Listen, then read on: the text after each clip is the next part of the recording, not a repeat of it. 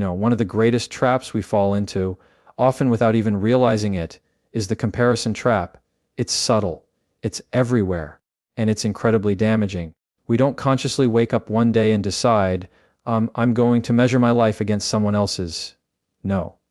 It creeps in. You see a friend's success post, a colleague's promotion, someone else's relationship milestones, and suddenly your mind begins constructing this quiet narrative: I'm behind, I'm not enough, I should be further along. This, right here, is where you start to lose yourself.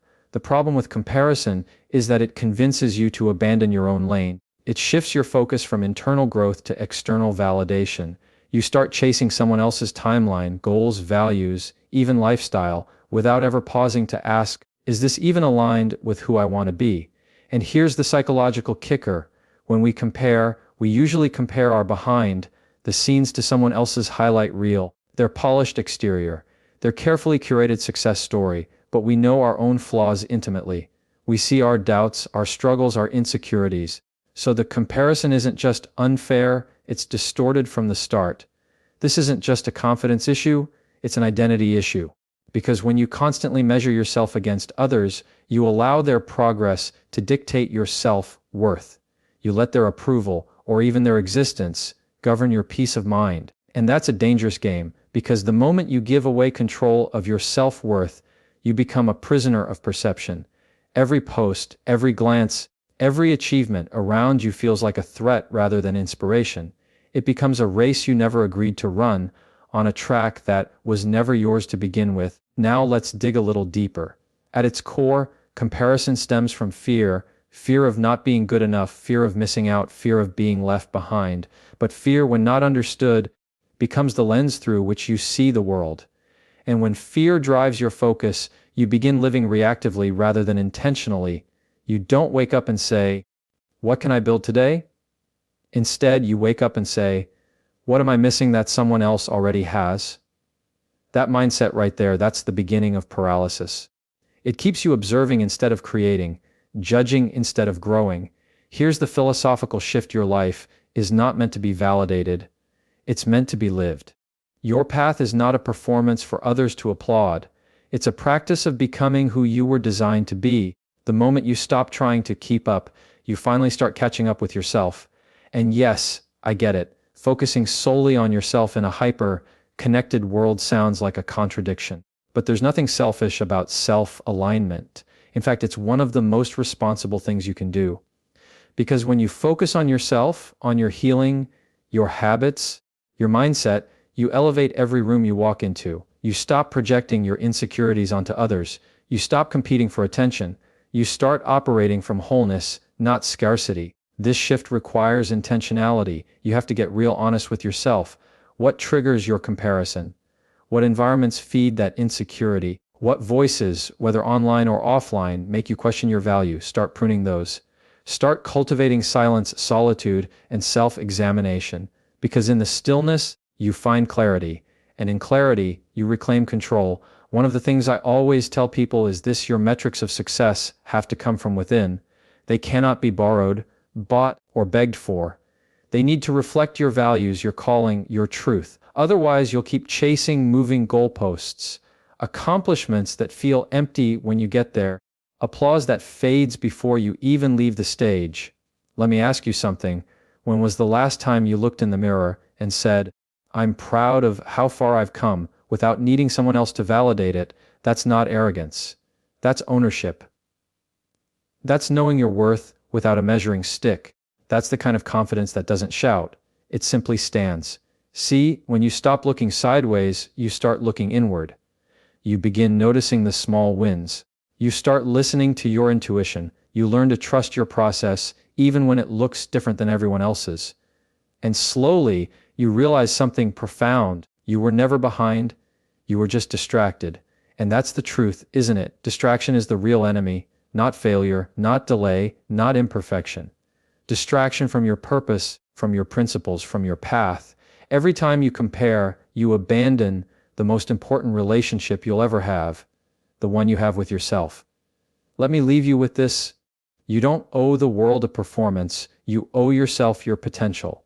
And when you finally stop chasing their journey, you'll discover the power in walking your own. Focus on that. Let everything else fade. You know what most people don't realize? You can be physically present, but mentally drained, completely depleted, because your focus is scattered across things that don't even belong to you. Conversations, opinions, people's moods, the need to explain, to justify, to prove, to win over. That's not awareness, that's exhaustion. And it all comes down to one thing: unprotected energy. Let's get something clear. Your focus is your currency. It's how you buy back your peace, your progress, your presence. But if you're constantly focused on others, what they think, what they expect, what they do, you've handed over your currency to people who are not even invested in your well-being. And the result? You're broke. Emotionally, mentally, spiritually. We often think of boundaries as something we put between ourselves and the world, something external. But the most powerful boundaries you'll ever create are the ones that exist within. Internal boundaries, the quiet decisions you make about what you allow to influence you, what you let into your mental space, who you give emotional access to. Because here's the truth: not everyone should have access to your mind. Not everyone earns a seat at your table of attention. There's a psychological concept that's relevant here: cognitive load. Your brain can only process so much information at one time. Every time you shift your attention to what someone said about you, how they looked at you, why they didn't text back, why they succeeded and you didn't, you're adding to that load. And before you know it, your capacity for focus is maxed out. Not because you're not smart or capable, but because you've allowed too much nonsense to take up bandwidth. Think about how often your mind drifts toward people who don't matter in the long run. Someone who misunderstood you, someone who wronged you, someone who didn't believe in you, and you carry that with you into your work, your relationships, your self-worth. You build internal dialogues around people who probably aren't even thinking about you, and that's not your fault. That's programming. That's the human desire to feel seen, heard, understood. But it's time to reprogram that. The key is to learn emotional detachment, not in a cold, apathetic way, but in a wise, measured, self-preserving way. Detachment means you stop tying your peace to someone else's behavior. You stop outsourcing your confidence to other people's validation. You stop reacting to everything. Because the more reactive you are, the less in control you become. And control, inner control, is where personal power lives. Let's talk about what this looks like in real life. Someone criticizes you unfairly. Your first impulse might be to defend, to explain, to fight back. But what if you didn't? What if you just observed, took a breath, realized that what they're projecting has everything to do with them and almost nothing to do with you? That's emotional maturity. That's a boundary. And it saves you, not just from them, but from yourself. Or let's say you're scrolling and you see someone living a version of life you want. You start feeling behind, less than, anxious. Instead of spiraling, what if you paused and asked, why is this triggering me?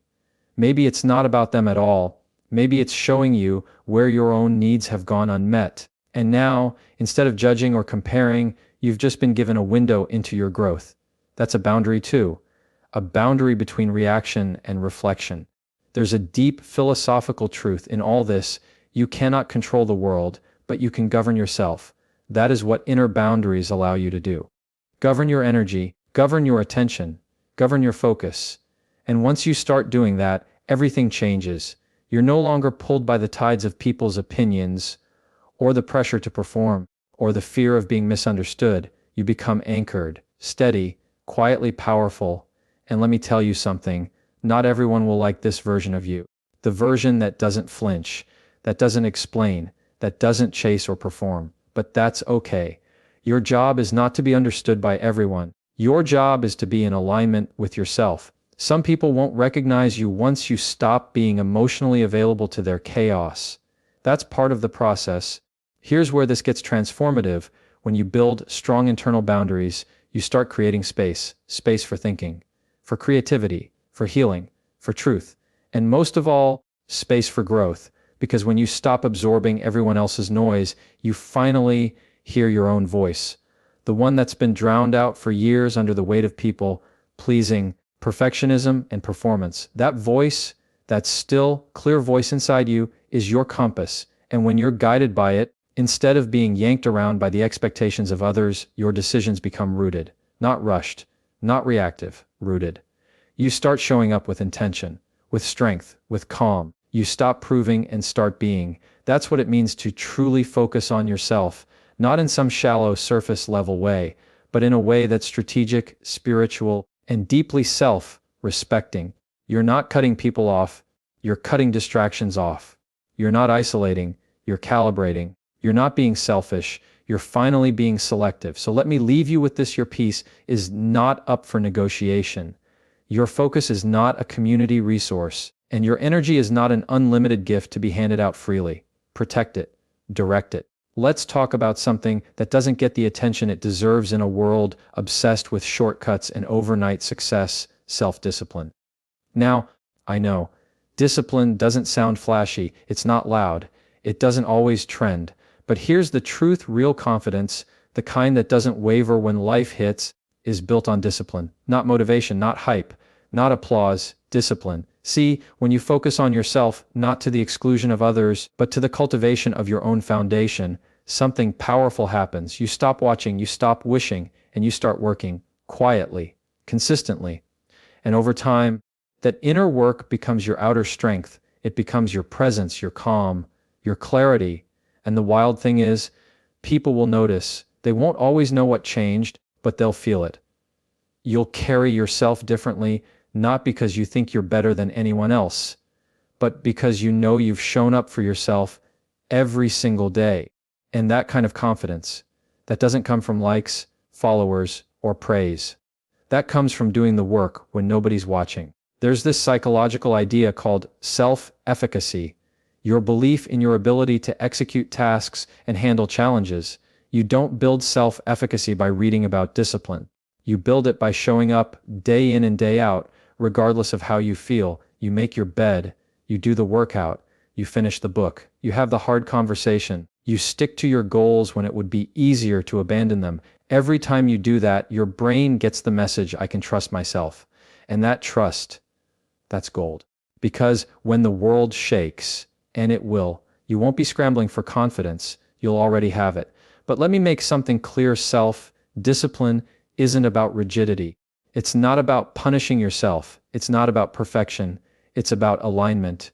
It's about choosing long-term peace over short-term pleasure. It's about honoring your values even when your emotions try to negotiate you out of them. Because emotions lie sometimes. They say, take it easy.